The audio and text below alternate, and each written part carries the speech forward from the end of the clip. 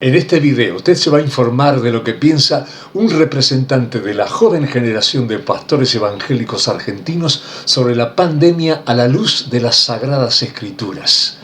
Y aunque no esté de acuerdo, al final del video usted le va a dar gracias a Dios por haberlo visto. Quédese con nosotros.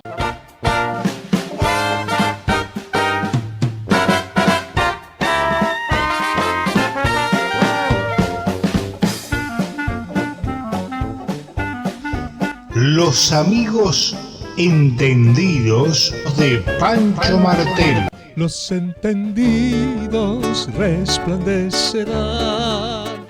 Queridos amigos, tengan ustedes muy buenos días, muy buenas tardes, muy buenas noches. Mi nombre es Pancho Martel, un gran gusto de estar con ustedes en esta oportunidad. Gracias por mirar este video. Lo que usted va a ver aquí va a ser una cosa que posiblemente en ningún otro medio lo va a poder ver, porque vamos a entrevistar a una persona realmente muy especial por su juventud, por su trayectoria y por el aporte que puede hacer para el acervo de cada uno de nosotros, para la vida, para la conducta y para tomar bien como debe tomar todas las implicancias de esta coyuntura problemática que está viviendo el planeta. Efectivamente, tengo el gusto de presentarles al pastor Fernando Carli. Fernando Carli es un joven pastor. Ha sido pariente mío y siempre me sigue diciendo tío, porque es sobrino de mi primera esposa. Entonces, hemos mantenido ese vínculo y ese afecto y ese aprecio a lo largo de los años y por eso hoy tengo sumo gusto en entrevistarlo. Fernando Carli, muchas gracias por estar con nosotros en esta transmisión. Bienvenido a esta serie titulada Los amigos entendidos de Pancho Martel. Hola Pancho, bueno, gracias Pancho, gracias por la presentación, gracias por la invitación, que la verdad es una honra y qué bueno poder tratar de aportar algo a estos programas lindos que haces. Y bueno, un gusto para todos los que están mirando ahí este video. Qué lindo, Pancho. Qué bueno, Fernando. Decinos tu edad, ¿cuántos años tenés? Para ser muy joven. Claro, vos me tiraste de joven, pero más o menos ahí estamos, ¿no? Sí, yo estoy por cumplir 52 en unos días. Así que bueno, por ahí la falta de canas y el mucho pelo disimula un poco, ¿no? 52, mirá vos, yo te hacía más joven, sinceramente, muy bien. Sos pastor de una entidad argentina llamada Unión Evangélica Argentina. Es una misión que arrancó hace unos 100 años en el país, sí, por misioneros europeos, sí, ¿no? Sí, ajá. Y estás, digamos, ubicado en la localidad de San Fernando, en el conurbano bonaerense. Exactamente, San Fernando, en la zona norte de la ciudad de Buenos Aires. Sí. Estamos ahí hace unos 3 años y medio, más o menos. Decime qué estudios teológicos tenés. Bueno, yo estudié en el Instituto Bíblico Buenos Aires. Me suena. Un instituto muy clásico de acá de Buenos Aires. Sí. De la calle La Pampa, en Belgrano, ¿no? Sí. Así que estudié ahí un bachillerato en teología por los años 80, 90, y después completé una licenciatura en los años, a partir del 2010, y un poquito más. Qué bueno. Y bueno, siempre tomo algunas materias de vez en cuando, he tomado en otros seminarios también, y bueno, tratando de actualizarnos, ¿no? ¿Sos licenciado en teología, entonces? Claro, sí, el título sería ese, sí. Qué bien. Señoras y señores, algo sabe de la palabra de Dios este hombre que tenemos en nuestra pantalla en este momento. Has dado clases también en distintos seminarios. Sí, pude, gracias a Dios, dictar algunas materias, así que ha sido muy linda. Siempre la experiencia del que enseña es el que más aprende, ¿no? Así que está muy buena. Sí. Tu estado civil.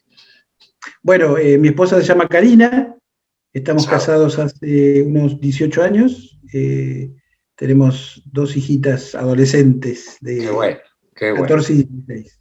Qué bien, qué bien. Karina Becerra, otra militante de las cosas de Dios, que nos conocemos, no sé si nos hemos criado juntos o no, pero nos conocemos y nos apreciamos de hace muchos años. Qué lindo, qué lindo. Fernando, tengo algunas preguntas para vos muy puntuales con respecto a esta cosa que está afectando al mundo, que la gente llama pandemia. La primera pregunta es si para vos esto es algo que vino naturalmente o es algo provocado por personas. No sé si me expliqué. Sí, perfecto. Es una pregunta interesante y no sé si sabremos algún día dar una respuesta certera, ¿no es cierto? ¿Cómo saberlo? Mi opinión es que tranquilamente podría ser una trama humana. No dudamos de lo que es capaz el hombre en su maldad, ¿no es cierto? La maldad del hombre, ¿no? Sí. Sí, el autosaboteo del hombre se ha dado en toda la historia, ¿no? Sí. Aún pretendiendo sacar ventaja de una intención suicida, digamos, ¿no? Contra su raza.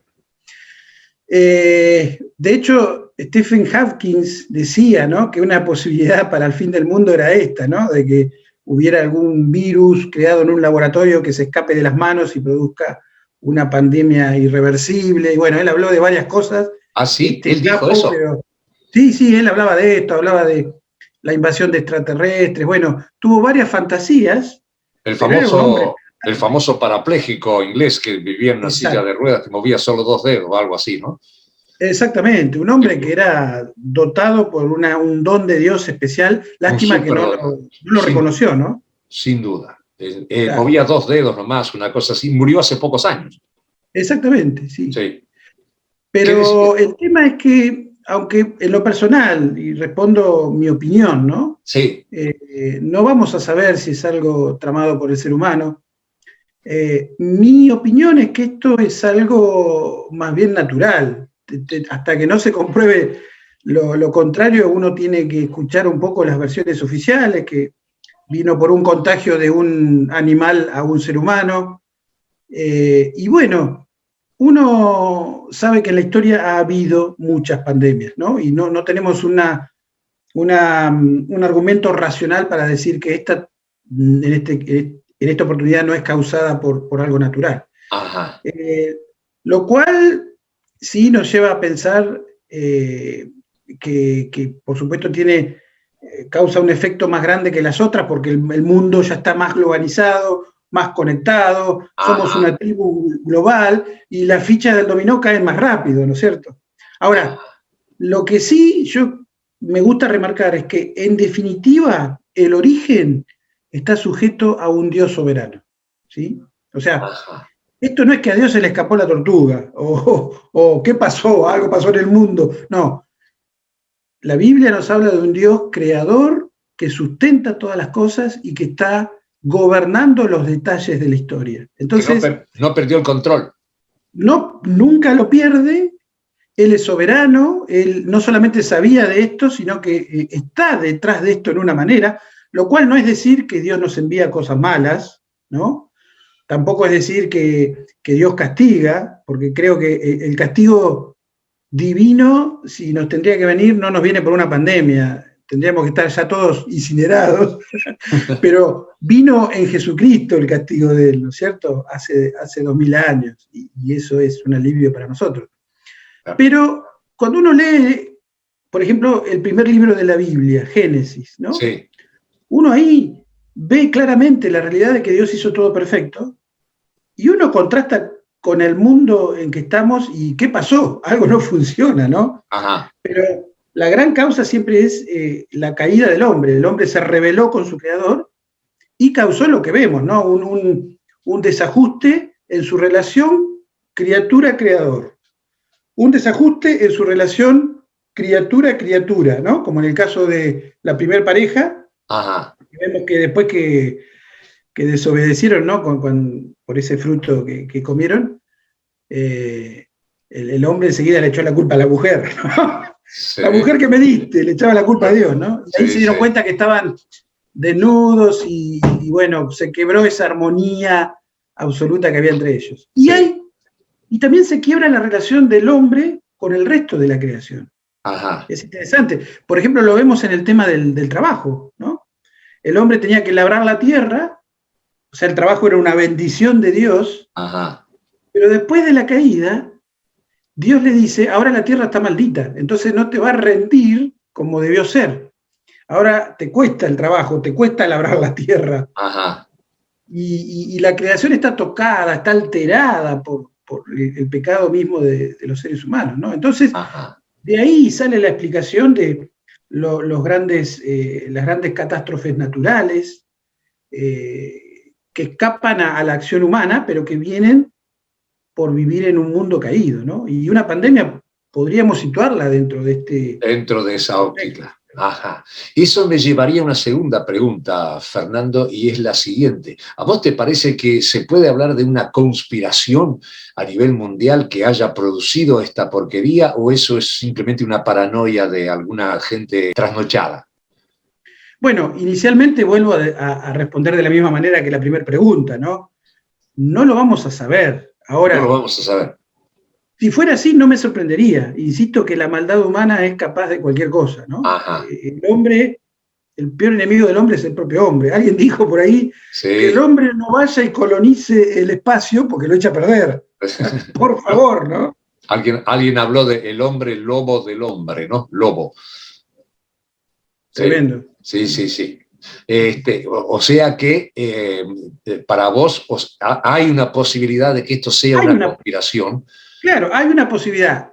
Tiendo a creer que no, porque me quedo con la versión oficial, digamos, y sí, evidentemente el virus existe, ¿no es cierto? Ajá. Puede ser que los gobiernos exageran en las medidas que toman al respecto, sí, que lo utilicen para sus propios intereses, sí. Ajá. Por ejemplo, en Argentina corrió la voz en un momento de que cada muerto en estos meses en un hospital público tenía que figurar como muerto por coronavirus. Y quizá el virus le afectaba otra situación en su metabolismo, pero se ponía estadísticamente como muerto por el virus. Ajá. Y también algunos hablaron, y parece que hay cierta evidencia de eso, de que cada hospital cobraba un subsidio por cada muerto por coronavirus. Entonces, cada gobierno utiliza esto a sus intereses, eso es claro, ¿no? Ajá. Y también es claro todos los efectos colaterales graves que trae esta pandemia, ¿no? Ajá. Entonces, mucha gente está muriendo por otras cosas, pero bueno, en la estadística es muerte por coronavirus. Ajá. Así que, para responder, creo que no es una paranoia, el virus existe, creo que también es algo exagerado, pero no me atrevería a decir que es algo elaborado por el ser humano, ¿no? Te entiendo. Eso me lleva a una tercera pregunta que es, a juicio tuyo, vos que sos un hombre de Dios, un hombre que ha estudiado la Biblia concienzudamente, ¿cuál tendría que ser el rol de las iglesias evangélicas en medio de toda esta cosa que la gente está soportando? Muy bueno porque el punto no es por qué, sino para qué, ¿no? O sea, ¿qué hacemos en medio de esto? Ajá. Yo creo que el rol de la iglesia no es alterado. Creo que la iglesia primeramente está para hacer discípulos de Jesucristo en la tierra. Ajá. Entonces, anunciar a Jesús, anunciar que Él es Dios que se hizo carne, que vino para vivir una vida obediente en nuestro lugar y morir por nuestra desobediencia. Sí. Y que Él nos ofrece creer en Él, ¿no? Y ahí hay un nuevo comienzo y aprendemos a seguirle. Y creo que ese es el rol de la iglesia en primer lugar, ¿no? Ajá. En segundo lugar, creo que también la iglesia tiene que ocuparse de cuestiones urgentes, que tal vez no son las más importantes o trascendentes, pero sí urgentes, y asistir materialmente a la gente, ¿no? Porque todo esto trae aparejada una serie de consecuencias como falta de trabajo, falta de dinero, de recursos básicos,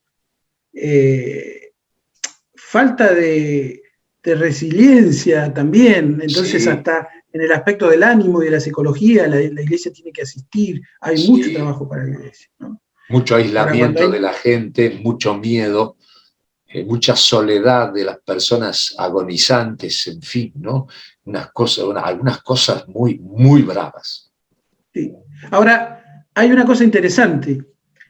Esta pandemia, en un sentido, nos vuelve como sociedad, como planeta, a replantear los interrogantes trascendentes que tiene el ser humano, ¿no? Porque nosotros estamos acostumbrados a vivir en el último siglo en una cultura distanásica, ¿no? Donde la muerte está lejana, o sea, se postergó tanto por los adelantos científicos que ya no me preocupa hoy el más allá, ¿no es cierto? Ajá. Ahora, esta realidad pandémica sitúa de nuevo a la muerte en el escenario cotidiano de cada uno, ¿no? Entonces la muerte, o sea, sin duda, las balas están picando cerca, ¿no? Sin Todos duda. Tenemos gente muy querida, cerca.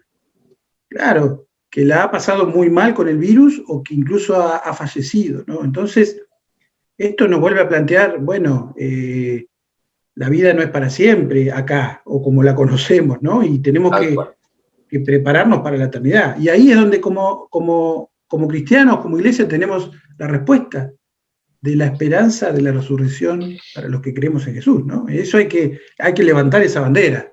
Claro, claro. Sí, sí. Y el acercarse a la gente, el arrimar del consuelo del Señor, ¿no? Más oportuno y necesario que nunca.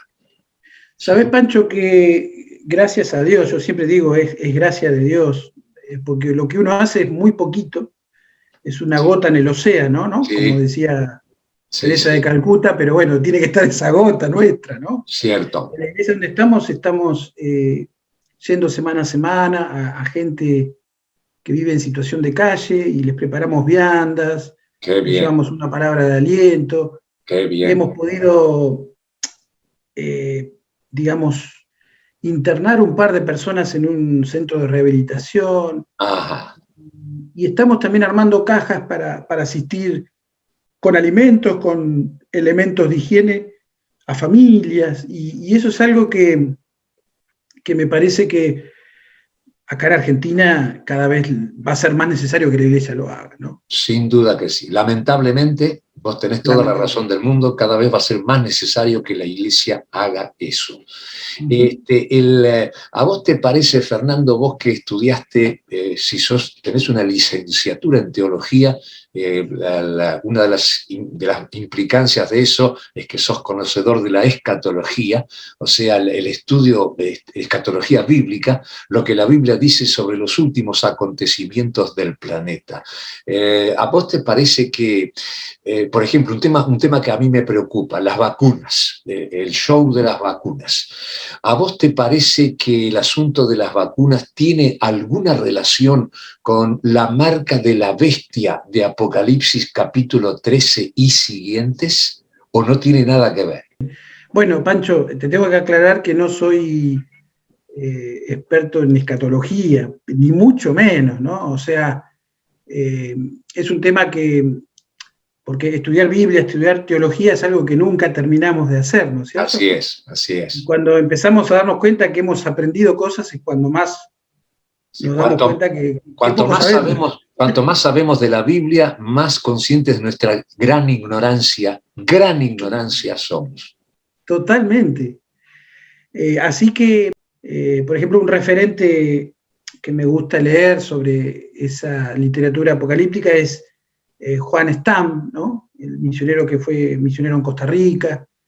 Yo soy de creer que el Apocalipsis es un libro muy simbólico, ¿sí? Sí, sí. Entonces, claro, entonces creo que no necesariamente la marca de la bestia tiene que ver con un tatuaje, con algo puesto en el cuerpo. Me parece que ahí en Apocalipsis 13, para ser concretos, se habla de la marca de la bestia. Sí. Dice que va a estar en la frente, en el brazo derecho. Sí. Bueno, la frente entiendo que puede simbolizar ahí el pensamiento, y la mano derecha tiene que ver con el accionar, con las obras, ¿no?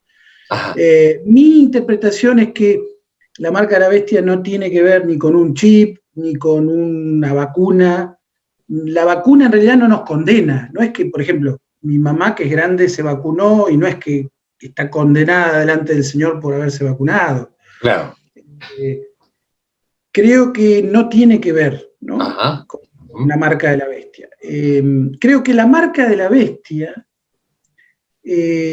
hace referencia justamente a esa condición del corazón que Dios condena, ¿no? Y en el caso de la marca de la bestia, es el corazón que se amolda a la ideología, a la cultura, al sistema, a la civilización de turno, que va contra Dios y su propuesta, y que se asocia con eso porque no está dispuesto a ser fiel y comprometido con Cristo, ¿no?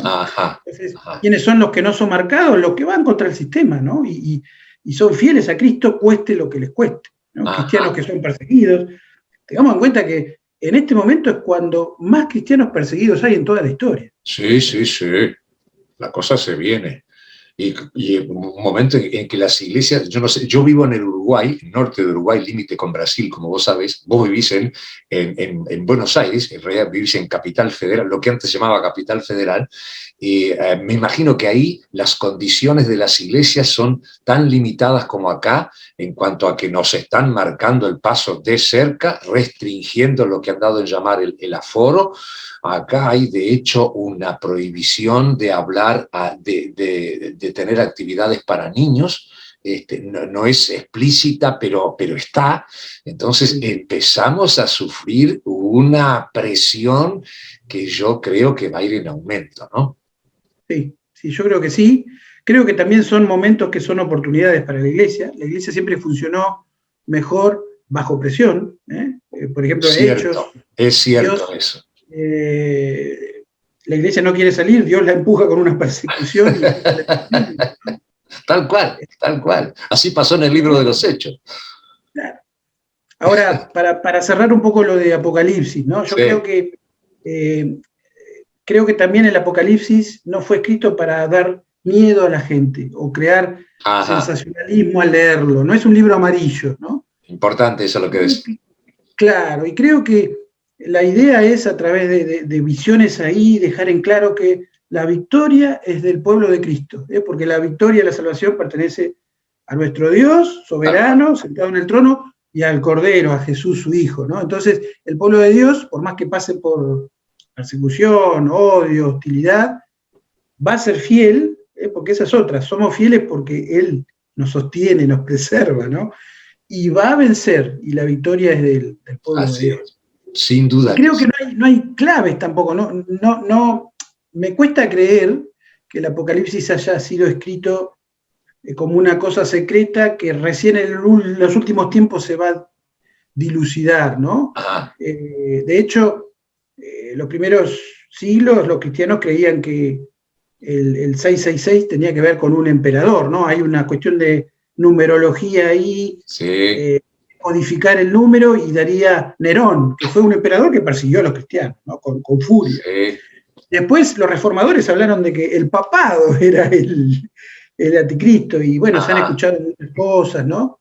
Y cada generación reinterpreta en forma diferente qué es esta marca, pero creo que el Apocalipsis no solamente habla de hechos futuros, creo que es una visión de lo que es la historia de los tiempos, y siempre la marca de la bestia creo que hay que asociarla con ese grupo que se deja seducir por la cultura contraria, hostil a Dios, a Cristo, a su palabra, y bueno, los que no se dejan marcar, digamos, los fieles son los que van hasta el fin por causa de Cristo, ¿no? Tal es así que no pueden comprar ni vender, o sea, es lo que pasa literalmente en algunos lugares, ¿no? Tengo una última pregunta para vos, si es la siguiente. Yo vivo en el Uruguay, vos vivís en la Argentina, como acabamos de decir. ¿Cómo ves vos el futuro de la Argentina en el contexto de las cosas que acabamos de decir? Sí. Bueno, o sea, bajamos al terreno político ahora un poco. Claro. Mirá, no puedo ser optimista, Pancho. No puedo ser optimista. No podés ser optimista. ¿Por qué? No, me cuesta mucho, ¿no? Y bueno, de por sí nuestro país... A mí también. A mí también me cuesta mucho ser optimista en términos políticos.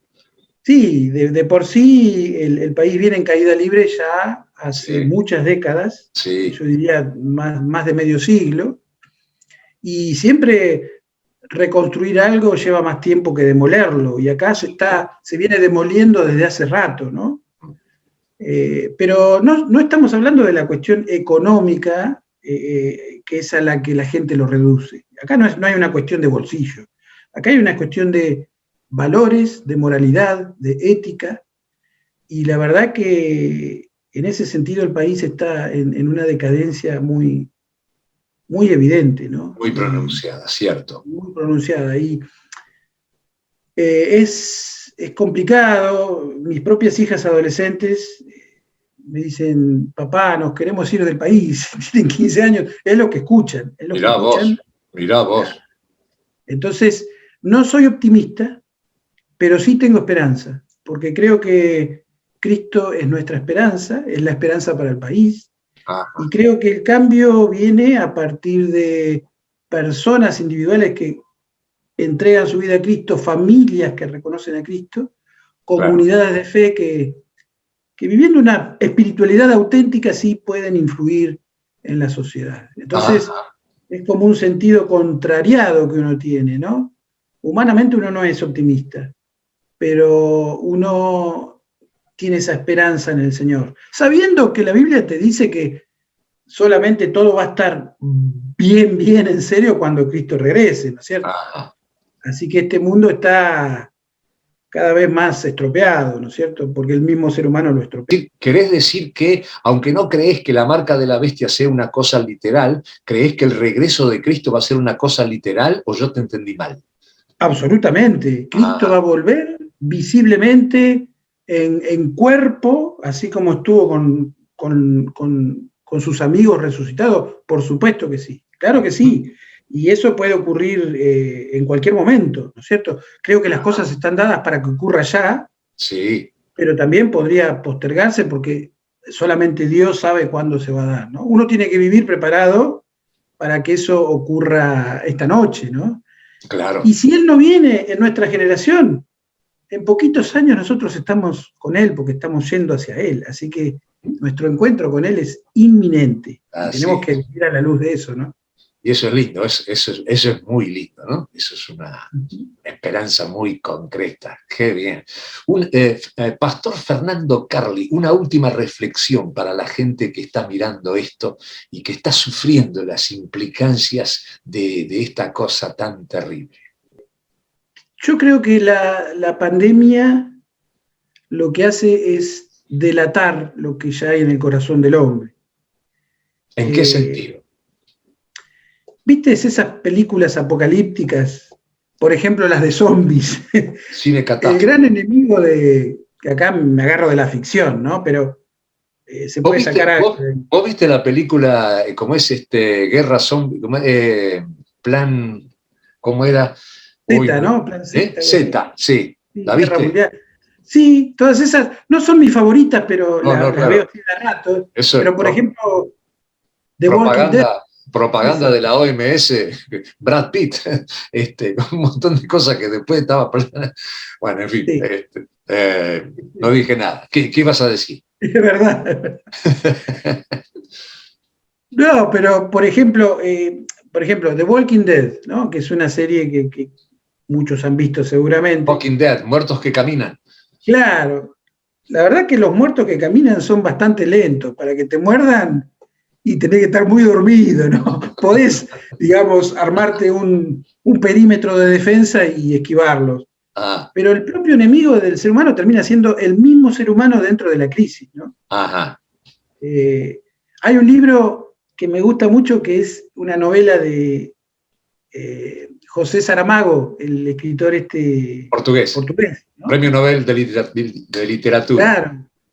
Y él escribe un ensayo sobre la ceguera, ¿no? Habla de una pandemia, ¿no? No lo leí, pero lo vi en una librería. Sí, no lo compré. ¿Vos lo leíste? Sí, y es interesante porque desde el comienzo En el comienzo es, bueno, un tipo en el semáforo esperando que se ponga verde, se queda ciego en su auto. Se acerca a la gente, y ahí un buen samaritano lo ayuda, pero después le roba el auto. Y ahí ya este hombre nos quiere hacer ver que aún el mejor intencionado, si se le da la oportunidad, y hace algo malo, ¿no? Y empieza con un robo, con un hurto. Pero después sigue, se contagia un montón de gente, los recluyen en un manicomio, y ahí se dan las condiciones de vida más bajas, ¿no? En este grupo de gente se notan los instintos más bajos de la sociedad, se dan actos terribles, brutales, que luchan por las raciones de alimentos. El gobierno desentendido, una anarquía total, no les da ni comida ni elementos de higiene. Las mujeres, están todos ciegos, ¿no? Pero las mujeres por algo de comida entregan su cuerpo. Bueno, terrible, ¿no? Y en realidad esta novela es como una crítica a la sociedad. Y José Saramago termina con una frase muy buena que dice: creo que no nos quedamos ciegos, sino que estamos ciegos. Somos ciegos que ven y ciegos que viendo no ven. O sea, no queremos ver. Estamos en nuestra salsa que es toda esta disfunción, egoísmo, ¿no? Y que todos vivimos ahí. Y si me permitís, Pancho, yo quería mencionar algo que mencionó el Señor Jesús, por ahí por Juan 3. Él está hablando en una entrevista con alguien y le cuenta algo que pasó entre los judíos, ¿no? Dios los había libertado, donde eran esclavos, y los judíos decían: no queremos saber nada ni con Dios, ni con su líder Moisés. Sí.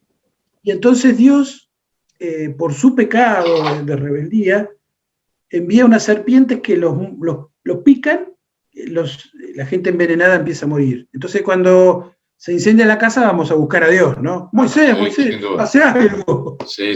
Para que no sigamos muriendo. Entonces Dios hace una propuesta.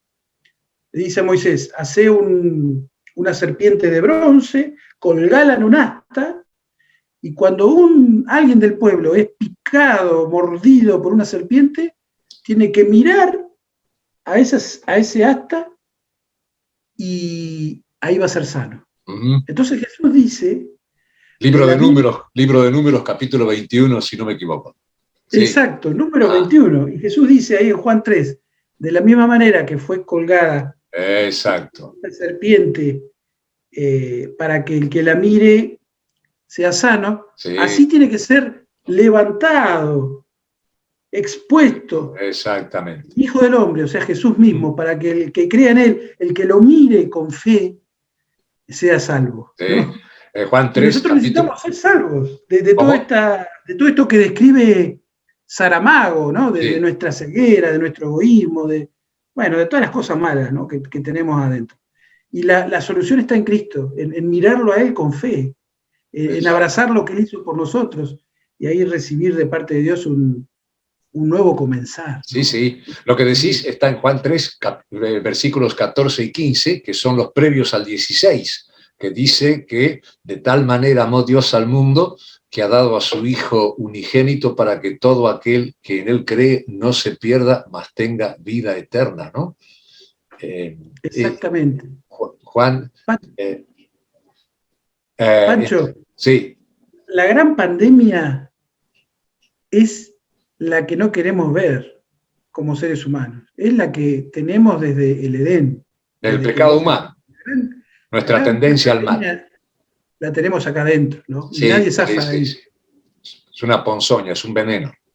Claro. Y el único... Y acá no hay vacuna con qué darle. Cierto. A una persona que sufrió el castigo por mí. Entonces, Jesús hizo esto, ¿no? Vivió una vida perfecta y sin pecado en mi lugar.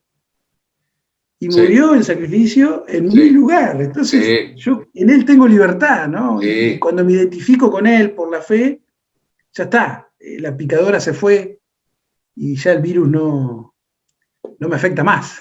Así es. Esa es la verdadera vacuna, ¿no?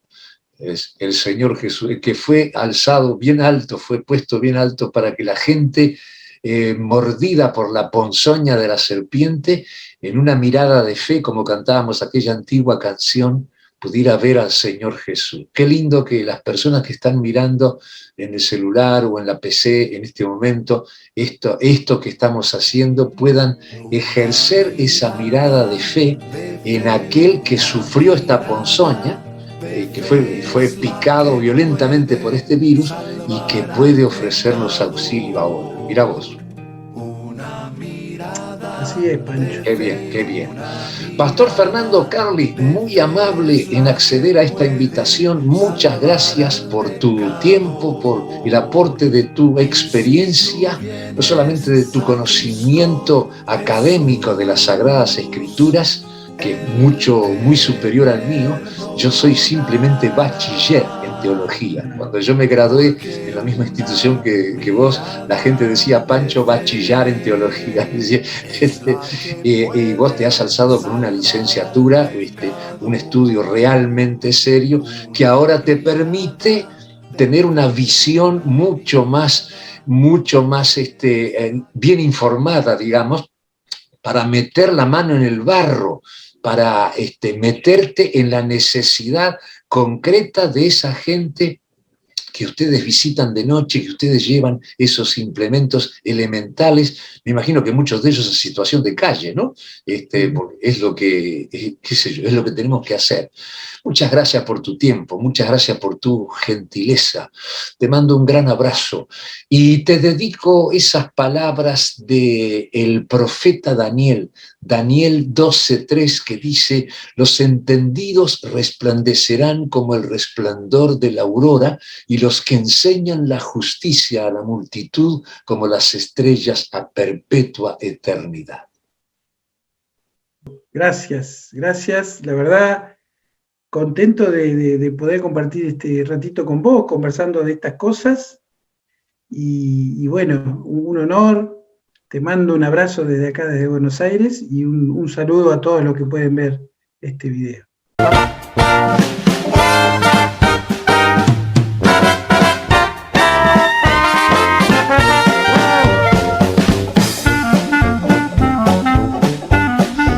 Los amigos entendidos de Pancho Martel.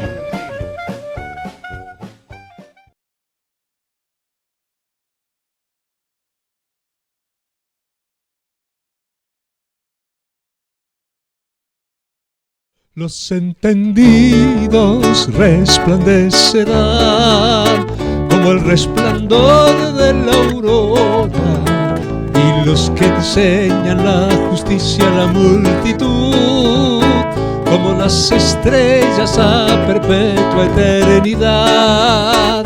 Los entendidos resplandecerán.